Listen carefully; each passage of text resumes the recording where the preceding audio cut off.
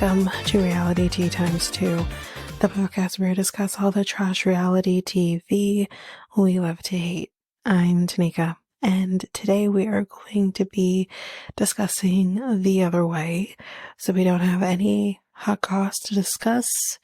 We're just going to hop right into the reason that we are here. So that is The Other Way, Season 6, Episode 4, 10 Things I Hate About You. Did I get that right? Or did I just write the title of the movie? Anyways, we have Josh and Lily first. So he arrives at the house and Lily greets him outside. It's so good. It's kind of sweet. He's like, I love the bow. And she says, I love your beard, which we know she prefers a bearded Josh. So she's like, welcome to your home. So here's the fridge that has no food in it because I have no money. Here's the elevator with actual elevator music. I'm going to say this right now. When you have too much money, seriously, when you have too much money, because why does your elevator in your home need elevator music? That seems like a waste of money. And then we kind of figure out the house is kind of like a smart house. She can control the lights from her phone, which is, pretty, not basic. I don't want to say that, but that's, I think, as long as you can have that shit hooked up to your phone, anyone can do that. We haven't, because we're a little old school over here in my house, and I'm okay with it. So they take a look at the toilet, which also cleans his ass.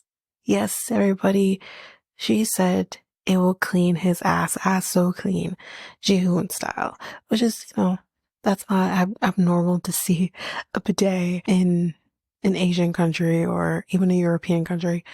So, yeah.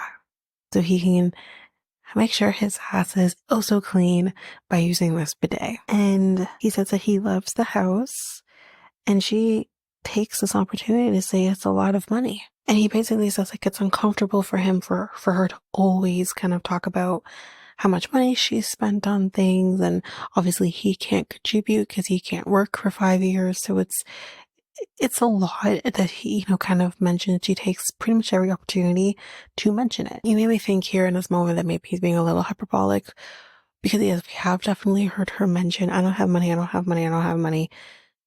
I think in this space of this particular episode, or even the last episode before he actually got to the house, she's probably mentioned she's broke a few times. And even in the space of him being here, she has said, I'm broke about 3 or 4 times. And you're like, okay, well, maybe it's a bit hyperbolic, maybe he's being hyperbolic, I don't know. But you kind of start to learn that maybe it's not just him that's maybe being a little hyperbolic, that it's probably her not reading the room and not kind of realize, like she says, like she's scared to talk to him about money because of how he'll react, which is a red flag for me. But I really truly think he's just frustrated of constantly hearing this costs a lot of money, or this costs a lot of money, or I don't have any money, when he didn't ask for this house, according to him. He said he was perfectly fine living in the apartment that she had, or potentially had, I don't even know. So it's like, okay, I don't know, it's interesting, because it's just like, are you really that broke? Or is this like your way of kind of saying you're inferior because you can't work, which you knew? I don't know. It's weird. But then in the next scene, we're going to be heading to do some wedding dress shopping. And she does say that her driving is horrible on the way there. But we get to the store, and these dresses are just gorgeous. Or just the attire. I don't think it's just dresses, but it's gorgeous. And she says that a lot of them are, or maybe all of them, I wasn't quite sure, are from the Tang Dynasty. So that's really cool. And basically the dresses would range kind of starting at about 5,000 yuan, which is not crazy. Maybe I should do a conversion. Wait one moment, please. Okay, so I'm going based on Canadian dollars again. So 5,000 Chinese yuan is about $952.49 Canadian. So that's quite a bit. And that's just the starting point. They could definitely go more expensive. So yeah, that's hefty. So they do kind of try a couple of things on, and the second thing that they both try on, he seems to like a lot more, especially what he was wearing. He said he likes his a lot more, the second one. And he does say, I'll contribute the difference. He does say that from the sale of his house, he still had some money left back. So he is more than willing to contribute. And he says as much. And she says, really? Like I mean, at first you're thinking, yeah, it's obviously shocking to hear because obviously he doesn't have any money, or at least a flow of money. And she seems obviously appreciative, but then she follows this up by then saying, well, that's really good because I don't have any money. Again, you're taking this moment of like planning your wedding, and this being the first step of that. And you take the time to say, I don't have any money, knowing it's going to bother him. Like, I don't know. I feel like on the one hand, I want to be on her side because I hate this. I hate for her and kind of for him too, that they have to literally rely on only her income for the next 5 years. But at the same time, it's like, wait, but I also don't have any sympathy for either or, because both of you knew what you're getting yourself into. She knew that he wouldn't be able to work. He knew he wouldn't be able to work. So it's like, you knew this. I don't understand why China has to wait 5 years for a foreigner to get a job. Maybe I don't know. I can't question why it's that way, but I don't live there. So I can't speculate too much as to why it is the way it is, but maybe it's to ensure that jobs aren't taken away from the people who are indigenous to the country. I don't know, but I don't know. But anyways, they start kind of going back and forth about who chose to do the wedding, which I thought was the stupidest argument ever. I feel like I definitely lost some fucking brain cells, because she's kind of like, or he says, I know, I'm happy that we're doing this for your friends and family because they obviously couldn't have been at our wedding in Vegas, right? And she then says to him, well, you wanted a Chinese wedding, kind of making it seem like he wanted to do the wedding. And he says, well, because you mentioned it. And because you mentioned it, like, that's why I wanted it. And you wanted, or she says, you told me you wanted something like special, I guess, with the wedding. And it's okay, well, whatever you say. It's kind of what he says. Here's the thing. Like I said, with this fight, it's a really stupid fight. I can definitely see him saying, I would like to have a Chinese tradition, like a traditional Chinese wedding, because he seems to have a little, from what I've heard anyways, seems to have a little bit of, I don't want to say fetish, but he definitely seems to like the Chinese culture. So it could be very possible that he would want to do a Chinese tradition, like a traditional Chinese wedding. Definitely. But then I could also see her wanting to do that for her friends and family, because especially if she's never been married before, I can't remember if it was ever mentioned she'd been married before. This could be obviously something that her friends and family can partake in, and I can definitely see her saying that as well. Either way, though, who cares whose idea it was? Like, you guys are fighting about the semantics of whose idea it was to do this wedding. Who cares? You're doing the wedding, so who cares? But anyways, but that is it for Josh and Lily. Let's move on to James and Tatha. So, Jojo, we're going to be saying goodbye to Jojo. Jojo's going to be going with a friend of his, so we're saying goodbye to him. God knows when we'll see him again, due to the rabies outbreak. But yeah, Jojo. But anyways, we see him kind of like 2 hours later, kind of just finishing up the last bit of packing he needs to do. And he says that he did tell his parents that he's leaving and the relationship is definitely strained. They are not his biggest fans at the moment. His mom cried about him leaving and his dad just said nothing, which basically means that he is hurt. So you wouldn't hurt your parents. Here's the thing. I have no argument for him when it comes to the situation. It's one thing if you told them ahead of time to plan this all out, for them to plan everything out, and they still seem to have an issue with it. Then I can be like, okay, that's unfair. He is a married man. He needs to look out for his wife. And if this is what, is better for him and his wife, then that's what has to happen. You can't expect him to continuously be there to be a part of this business and whatever. That's unfair to everybody involved. But that's not what he did. He literally is telling them the day before he's leaving, or whatever it was. And not only that, but you've done this before. Were you up and dip because someone can't handle the cold of Maine? I'm sorry. I mean, in Tatha's defense, maybe she doesn't quite understand the cold of Maine because she's from Indonesia. She wouldn't need to necessarily know this. And I mean, I don't live in the States, but I know Maine's fucking brutal. It's probably snow right now. Sorry. But that's what I'm trying to say. Like, the first one has to fucking know that Maine weather is going to be fucking ridiculous. But neither here nor there. You dipped on your parents then too, because if I remember correctly, he didn't tell them until the last minute as well, and then promised he wouldn't do it again. I mean, I'm sorry, but I'm team parents, even though parents aren't here, but I can also understand why parents aren't here. They're pissed. I'm team parents. I'm sorry. I'm team parents. But we're going to get more details. I'm going to give out more thoughts on things because his friend Josh is coming here to take him to the bus station.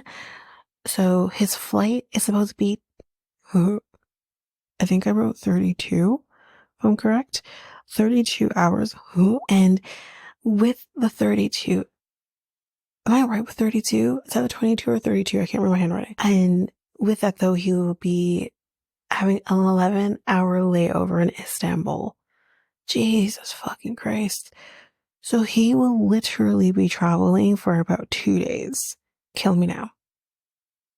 So we also find out that 7 people currently live in her parents' home. Does that 7 people include the 2 of them? I'm going to guess no. So potentially 9 in one home? Fuck this shit. And he says, if this trip does not work in the way they're expecting it to, it would be very devastating. He has no home to come back to. He has no money to come back to, and potentially no family and or job to come back to because his family's pissed off with him. I mean, here's what I'll say. You're probably never getting rehired to work in your family's business. You're untrustworthy. You're not reliable. You've proven this now twice. So I wouldn't trust you within a 10-foot radius of my business. You know what I mean? But your family is your family. They're going to be, yes, upset with you. And yes, they're going to probably be wary of you and, need to regain that trust again. But they're your family. They are going to be there for you no matter what. I truly believe that. But then again, who knows? I don't know the dynamics of their relationships, but family's family. But again, not everyone has the privilege of being able to say that. So we are now in Indonesia with her. We see her on a Vespa. And I said, what the fuck is this music? It literally makes it sound like she's like, I don't know, some like anime type television show or something. I hated it. Anyway, but it's been about 5 weeks now that she's been back in Indonesia. And y'all, she looks so much better. She looks healthy. She doesn't miss the snow. ma'am, I don't either. And I live in a country that has snow. I am not looking forward to winter. But you know what? We're not going to talk about that. It's July. It's fine. So she goes to her sister's and she's basically kind of helping her sister sell what they call it's flavored ice. It's like basically like here in Canada, we call them like snow cones. And I think in the States, it's called another name for it, but they're basically snow cones. And I would assume, but we find out here that she has not told her family that they're actually staying permanently. What the fuck? These two people are meant for each other. He doesn't tell his parents he's leaving the States indefinitely. She doesn't tell her family they're living there indefinitely. What is going on here? And pot meat kettle because she's on his ass about how, oh, you didn't tell your parents that we're leaving. I can't say goodbye to them. Like, oh my God. Yet you're not even communicating with your family that you're staying. I'm so confused. I'm so confused. But so she decides to tell her sister, though, that they are moving to Indonesia permanently and basically kind of do that to get kind of her advice. And her sister immediately says, wait, what? Why? What's wrong? Like, why? Like, why? Don't stay here. What are you staying here for? Basically. And she says, I'm homesick. And, also not feeling like, well, he's feeling sick all the time. Over there, it just wasn't like great. And she does say to us here that the doctor in Indonesia basically diagnosed her with having tonsil issues and thyroid issues and prescribed her medication as well as herbal teas. Everybody, I'm so sorry. I'm going to say this right now. This feels to me that this solidifies the whole thing of, I feel like doctors probably weren't taking her seriously back in the States for racial reasons or language barrier, or just not taking, basically pocketing their money and not taking her seriously. Because this is something that should have been like diagnosed in the States easy enough. I'm not doctor. And did I not say this is probably thyroid issues? What she's describing feels like thyroid issues. And I'm not a doctor. So you're really trying to tell me trained professionals couldn't figure this out? This is bullshit. This is absolute bullshit. But to me, it doesn't matter where you live, what climate you live in. If you have thyroid issues, you have thyroid issues. Those don't go away because you're in a warmer climate. It's nothing to do with that. Stress can bring it on, that's for sure. And maybe being away from home, which is really stressing her, which I can understand. But like, let me save the rest I'm going to say here. But again, I just feel like the American medical system really failed her here because this is textbook. This is a textbook diagnosis. Anyway, so yeah, she says we go through all of the things that she was prescribed. The swelling went down, so she's feeling a lot better. But her sister was like, no, go back. Like, why would you stay here? She says it's not going to be exactly easy for him to find work there because A, the minimum wage is low. Finding a good job is going to be not as easy. And not only that, but he's wasting away his skills. No offense. Being in a small like town like this in Indonesia, where he's not going to be able to utilize his skills. He has such a skill. And this is wasting away while he sells banana chips. What the fuck? So, but her sister also says, like, don't plan to live with mom and dad. Basically trying to make it seem like mom and dad are a little bit unreasonable when it comes to their expectations.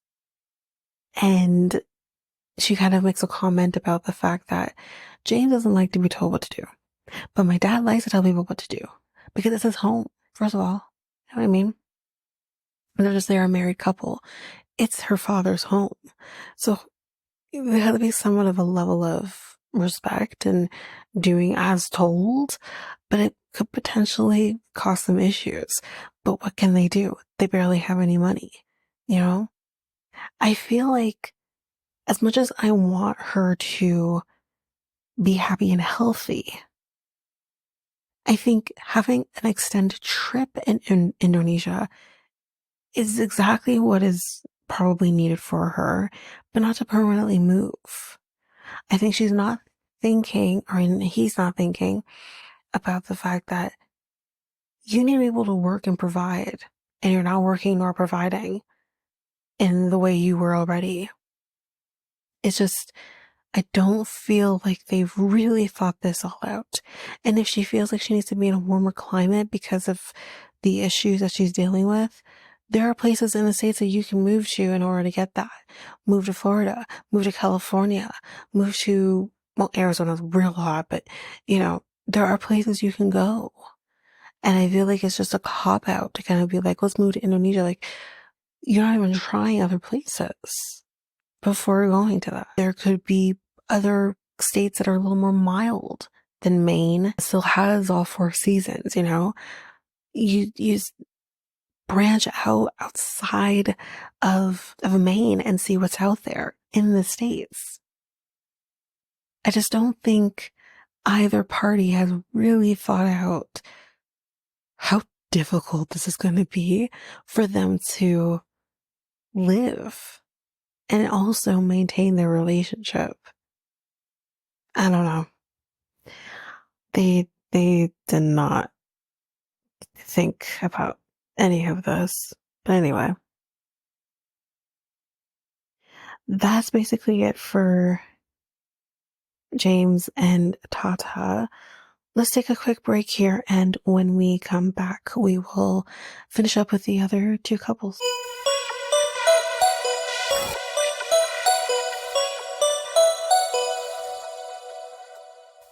And I am back. So let's jump in with Sarper and Shekinah.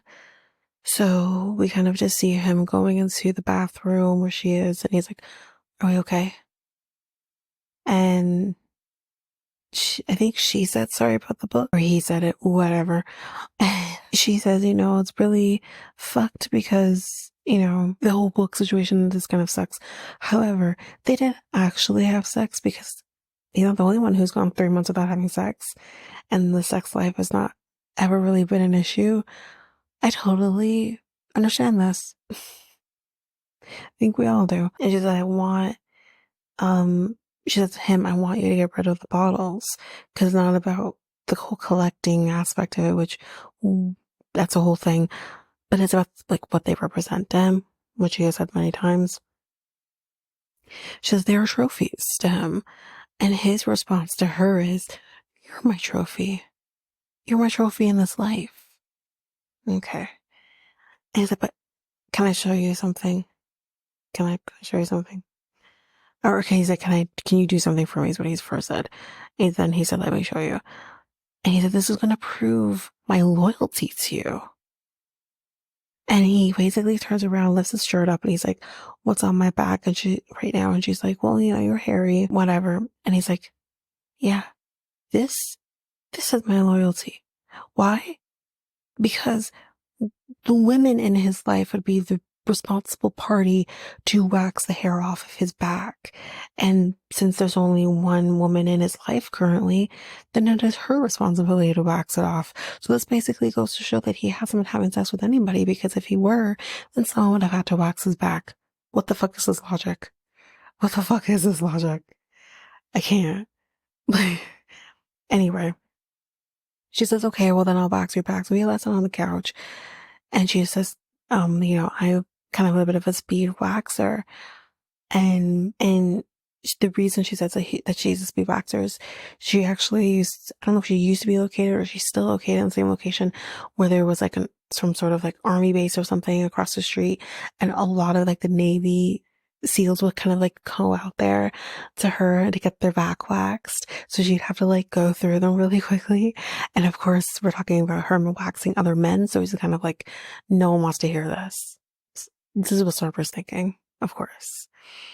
So he says, "Do I disgust you with like the back hair?" And she's like, "No, like nothing about you disgusts me." Which, yeah, say like nothing disgusts me about my boyfriend. You tend to look past those things when you were talking about love. But anyways, he's like, "Yeah, no, nothing disgusts me about you." And he's like, "Yeah, same. It's like, sometimes I picture you pooping. I'm sorry. If my man says to me, I picture you pooping sometimes, I would be absolutely mortified. And I don't, no, that's not true. I probably still be able to have sex with him. But like, that's mortifying. Why are you picturing me pooping? And he takes it a step further and says, yeah, I even track your period days. I have an app for that. Jesus fucking Christ. Number one, I don't need you tracking my periods. Fuck that shit. He's literally counting 1 day of periods, like, cycle. That's literally what he's doing. He's literally counting. Okay, she's now on her 1 to 3rd day of ovulation or fertile window. Like, he's literally, oh, fuck's sake. You're on your 3rd day of your period. Fucking Christ, this is so fucked up. And she says, stop talking. And then she just waxes him to shut him up. Lord. She's like, well, that was a good one. So she says, so how does your family feel about the K1 visa?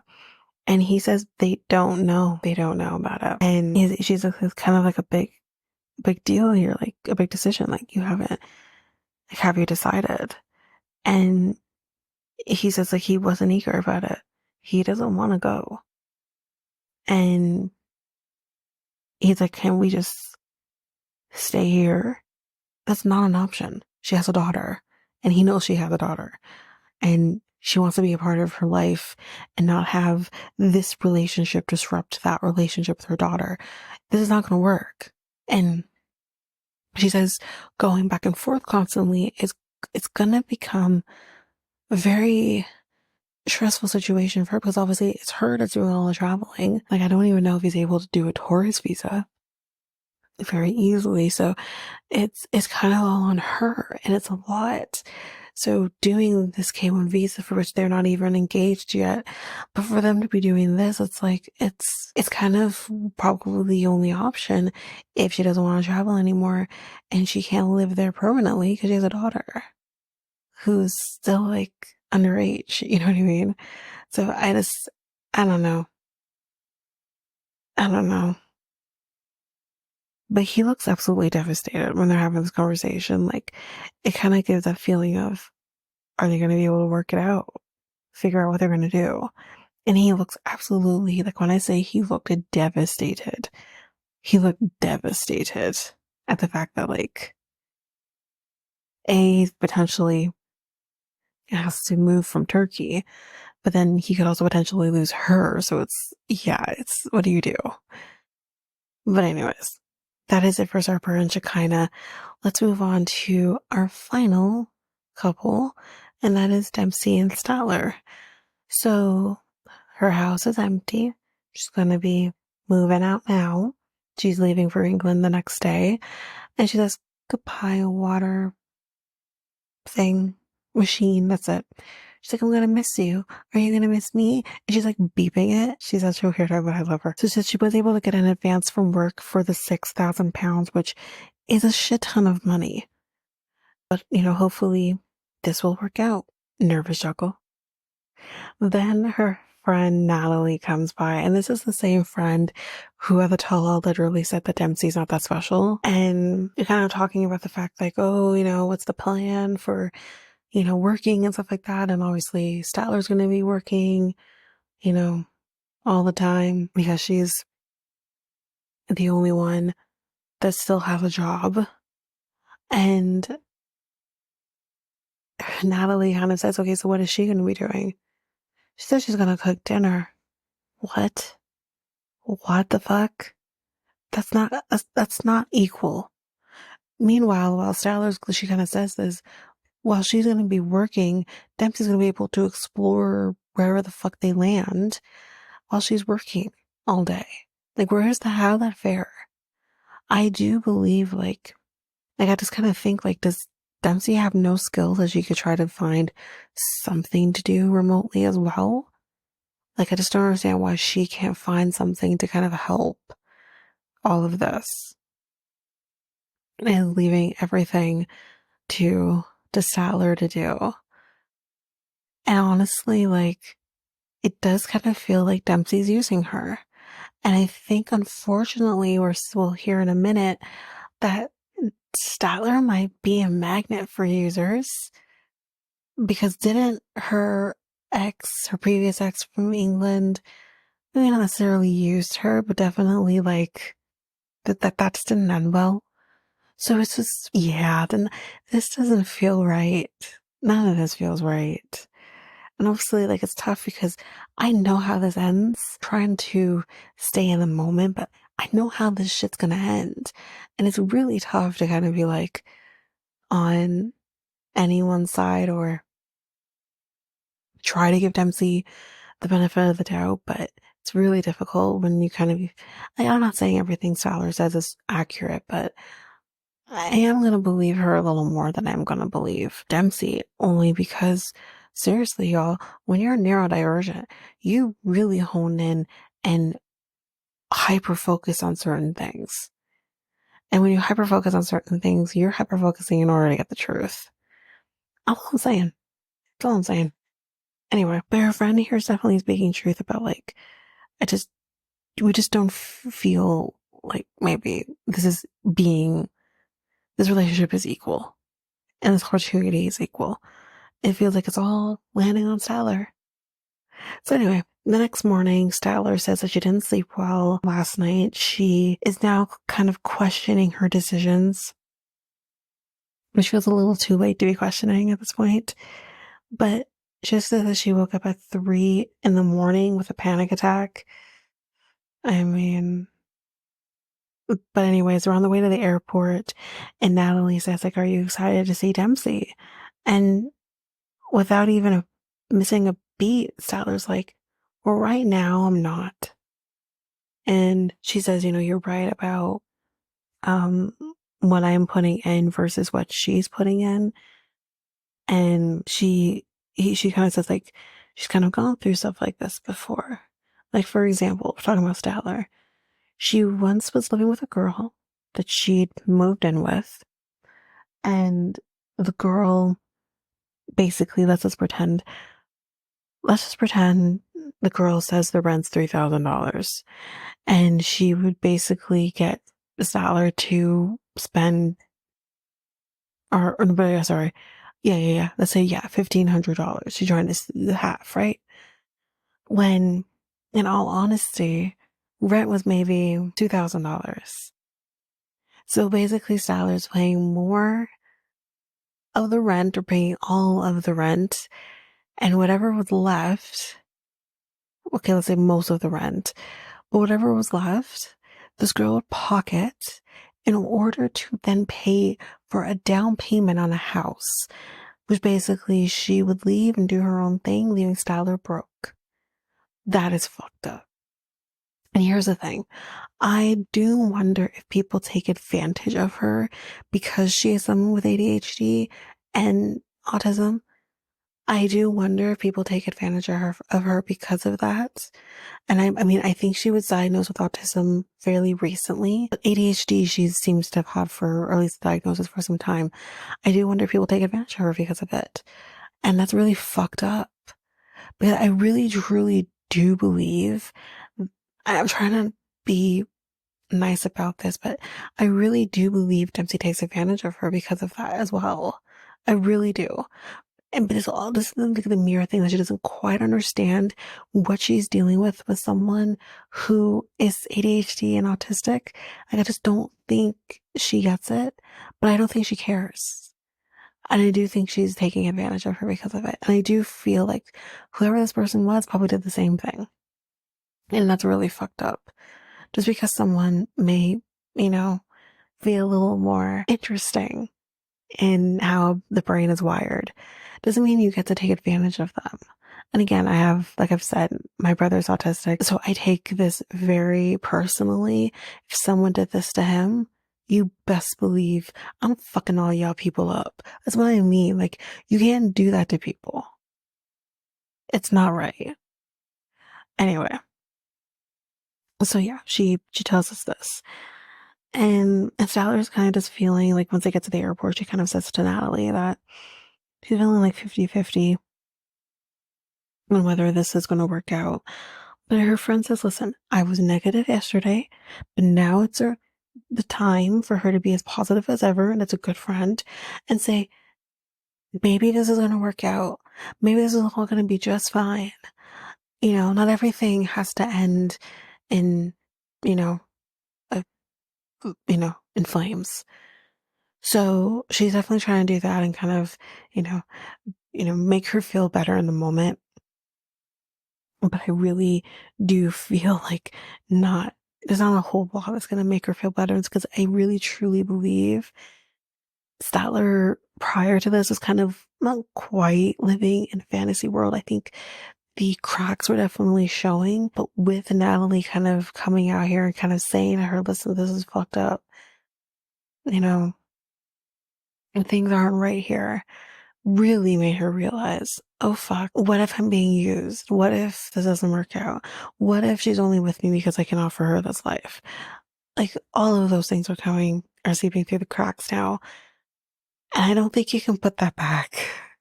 But anyways, that's basically it for the other way. I'm not going to go into the next time on is because we're all going to see it by the time this episode comes out anyways. But basically, it's going to look real interesting. But yeah, that's basically it for this episode of The Other Way. So if you like what you heard, please rate, review the podcast on either Apple Podcasts or Spotify. Also, don't forget that you can also share us with everyone in your life if you really love this. And I do want to read those reviews. I'm definitely getting 5-star ratings, but I want to read those reviews. So send me those reviews and I'll read those 4 and 5-star reviews on the podcast. Also, we're on every one of your favorite podcast apps. Every one of them, including you can find us on YouTube at Reality Tea Times 2. If you want to connect with us, you can do so by going to either Facebook or Instagram at Reality Tea Times 2. You can also find us on Twitter, TikTok, Reddit at Reality Tea Times 2 pod. We also have our email, which is at realityteatimes2@hotmail.com. Definitely want to hear from you guys. And we also have our new website where you can listen to all of these episodes. You can review the podcast on there as well. You can connect with me in any way, all the stuff. It's all there, and you can find me there at www.realityteatimes2, all spelled out, .podpage.io. It's there. And don't forget, I also have my other podcast with my friend Mikkel, Next Take Podcast, where we talk about all kinds of different topics. But you can find us on any of your favorite podcast apps over there as well. Or you can also go to YouTube, and you go to Next Take Podcast, as well as our website, which is solo.to/Next Take Podcast.